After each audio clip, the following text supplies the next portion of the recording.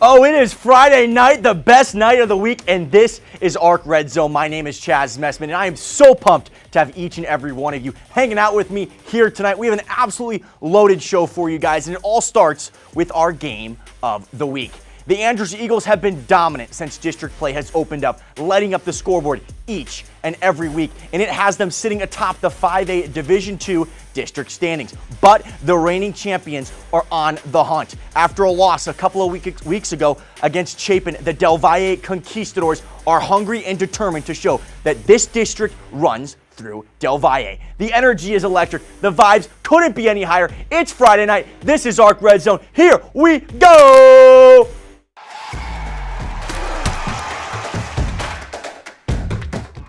The hometown Andrews Golden Eagles entering the field of battle first, followed by the Del Valle Conquistadors, eager to reclaim that district title. First quarter, Jake Fetty powers his way in on the sneak, and Del Valle strikes first, 7-0. Next possession, Carmelo Jones, the running back for the Andrews Golden Eagles, on the handoff, bursting right through the hole. He's going to turn on the Jets right through the heart of the defense. The junior goes 50 yards to the house, and Andrews ties it up. Next possession for the Eagles, Brian Cordova on the handoff, and they'll fight and power his way into the end zone for the score as Andrews takes their first lead of the night. Del Valle looking to tie. Fetty gonna keep it himself. He'll break a tackle on his way in for the score, his second of the day, make it 14-14. Second quarter, Jamari Milton says, hey, guess what? I can do that too. Milton runs untouched into the end zone for a touchdown of his own to reestablish the Andrews advantage. Next possession for Andrews. Milton to throw, rolling right, lobs it right over the defense. He's got Michael Taylor, who's gonna run all the way. Nobody's gonna touch him. Andrews takes a 2-score lead, but back comes the Conquistadors. Joel Vizcarra this time getting on the score sheet, and we're back to a 1-score game. On the ensuing kickoff, the Conquistadors are going to kick it short. It's Avant Clayton on the return. He's got a lane. Clayton, look at him go. The kicker tried to slide tackle him, but you can't stop that speed, and Andrews scores another one right before the half. Del Valle looking to score. It's Fetty rolling right, coming back to the left, lofting it to the end zone. How about that catch right there? Diego Rubio, 35-28 going into the half, but this one just got better and better. Fetty looking for Josiah Nunez. How about that catch? That's the best connection in the Borderlands right there. Del Valle ties it up, and they try and take the lead. It's Fetty on his own, running to the far side, to the pylon, and into the end zone for the touchdown. Next up, it's Andrews trying to answer. Look at Brian Cordova spinning into the end zone for the score. Del Valle looking to take the lead on this one. It's Fetty calling his own number. Shake and bake, and there he goes. The Arizona State commit all the way for the touchdown. Del Valle with a huge showtime victory as the Conquistadors take it 56-49. And now we send things to our own Mark Baugh, whose courts are sidelined after the game. Well, Chaz, we had a dogfight here tonight, and I'm here with the winning coach, Del Valle's head coach. Coach, tell me, such a dogfight, back and forth. Tell me, what was the key to victory today? Well, what a game, right? You know, and we started off a little slow today. Our offense was going, and their offense was going, and we were down 14 at half. They had some big-time plays on special teams, but this isn't the first time we've been down 14. It was the same thing against Franklin, but these guys are resilient, man. They believe in one another. You know, and we've been playing with a chip on our shoulder. A couple of weeks ago, we lost a tough one to Chapin, and a lot of people seem to kind of count us out. You know, one loss in a couple of years. But you know, we're playing with that chip on our shoulder, and Del Valle's not going nowhere. We're here to stay. Thank you so much, Coach. First things first, I just want to ask, going down into the third quarter, big time down, tell me about your team's adversity, fighting back and taking this win. Well, they scored. I want to say they scored with 2 minutes. You know, they go up 7, we get the ball back, we drive, and we punch another one in. And then, you know, special teams, we do a good job on kickoff, putting them back at about the 25, but they got athletes and they can make plays too. And at the end of the day, we made one more than tonight, and we're just extremely proud of our guys. Definitely. Huge district win. What are you looking forward to next week? Well, I mean, what a game that was. An absolute barn burner all the way through. Andrews show that they belong at the top of amongst any teams here in the Borderlands, and that's a young team. We got to look out and see what they have in the future. But how about the Conquistadors looking to reestablish themselves in that 5A division. I mean, Jake Fetty, one of the best players in the entire country, showing exactly why. And this thing is not done yet. I can't wait to see how this title race shapes up. But hey, we're just getting started here on ARC Red Zone. So get another bucket of popcorn, grab another drink, because we are just getting rolling. I'll see you guys right after the break.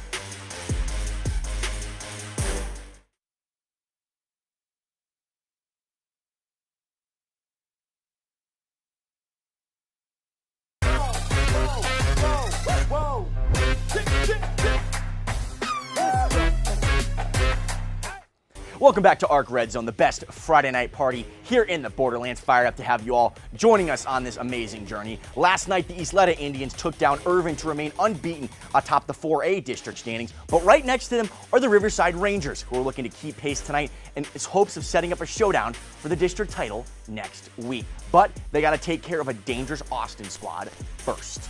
Riverside entering this one at 7-1. The Austin Panthers entering at 5-3. First possession of the game, Andrew Andujo for Riverside. He's going to get the football after we see the running and going on. Here we go. Make that Andrew Andujo is going to keep it towards the near side of the field, inside the 25-yard line, almost taking out the cameraman. Now, Panthers are in the red zone.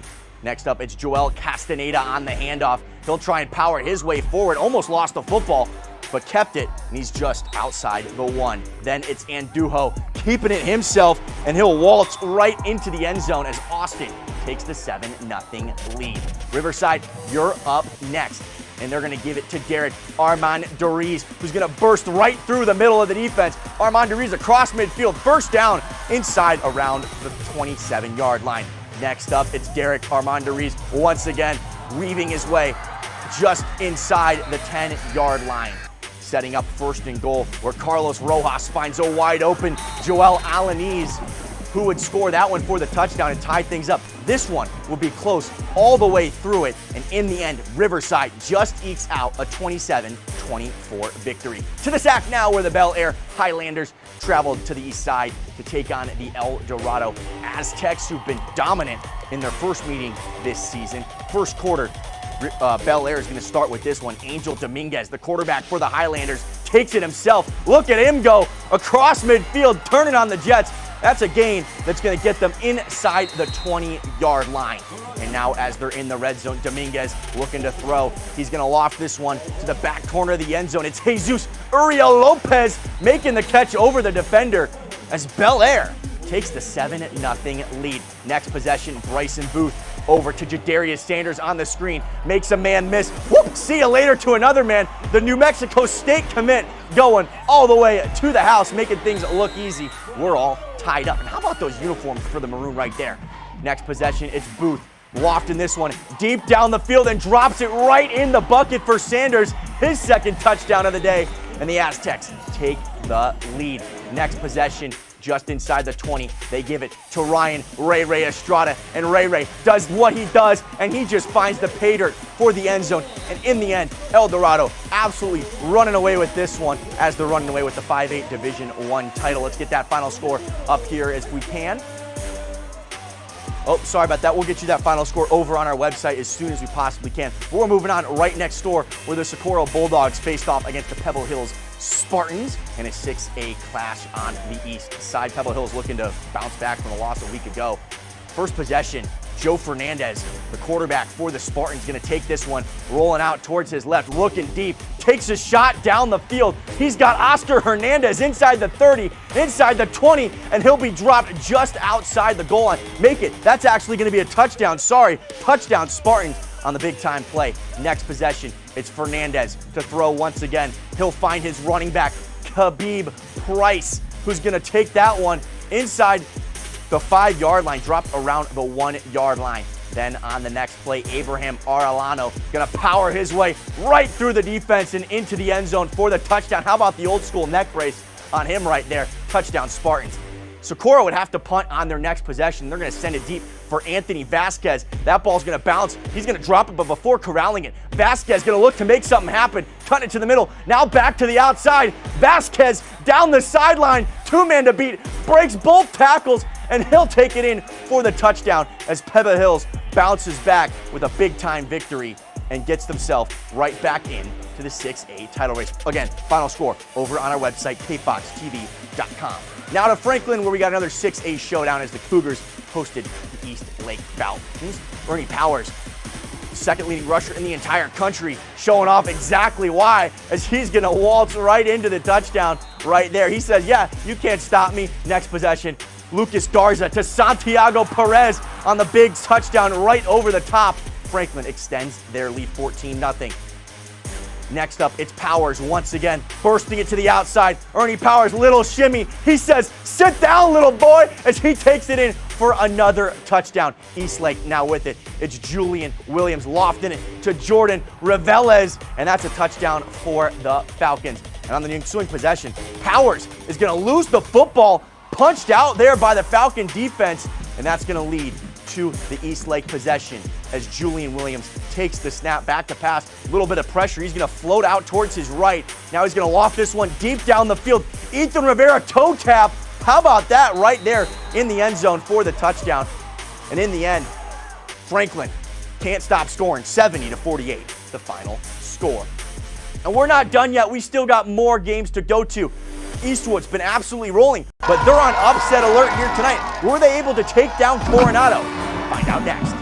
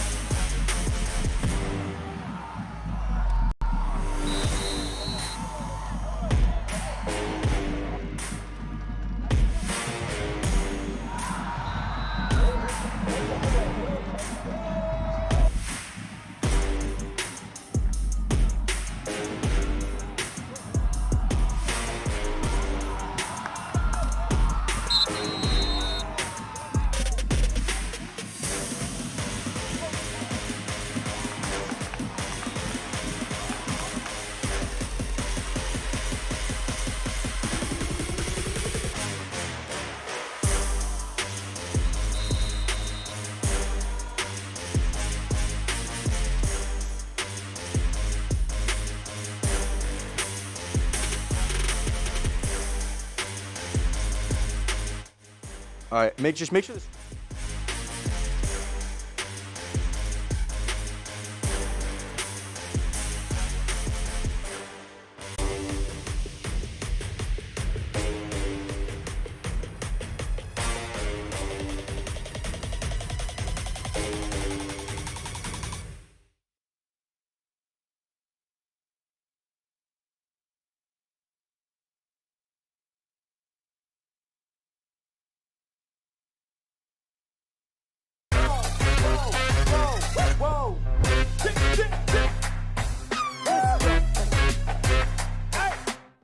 Welcome back to ARC Red Zone. We are rolling along here on a beautiful, but admittedly a bit windy Friday night, a little chilly in the air. The Eastwood Troopers are coming off 3 straight emotional and, dare I say, monumental district wins, and now they control their own destiny in the title race. But we can't crown them the champions just yet. Tonight, the 7-1 Troopers have to travel to the west side to take on the 2-5 Coronado Thunderbirds, who are looking to make it 2 wins for their squad on the bounce. Opening possession, Kingston Jeffries rolling towards his right. Now he's going to stop and fire deep down the middle of the field, and he's got Michael Torres, who's dragged down just outside the 5. And that would set up Nathaniel Chevarria, who punches it in from a couple of yards out and gives the Troopers the early lead. Early in the second, Ben Wilson, back to pass, rolling out towards his left. Now he's going to throw back across the middle, and he's got Christian Frescas. That's a huge gain and a first down for the Thunderbirds. Later in the drive, Wilson going to keep it himself and storm into the end zone for the score. The Thunderbirds tie it up at 7. Next Coronado possession, it's Wilson looking to pass. He's going to dart off and take off on his own, and that's going to be a big-time first down. Watch out, cameraman, that's me. And they're set up for a field goal. They'd make the field goal. Coronado would give Eastwood a real scare, but in the end, the Troopers get back and they take it 36-26. So many touchdowns. We got to get to our play of the week. Let's run right into it, and it comes from Franklin.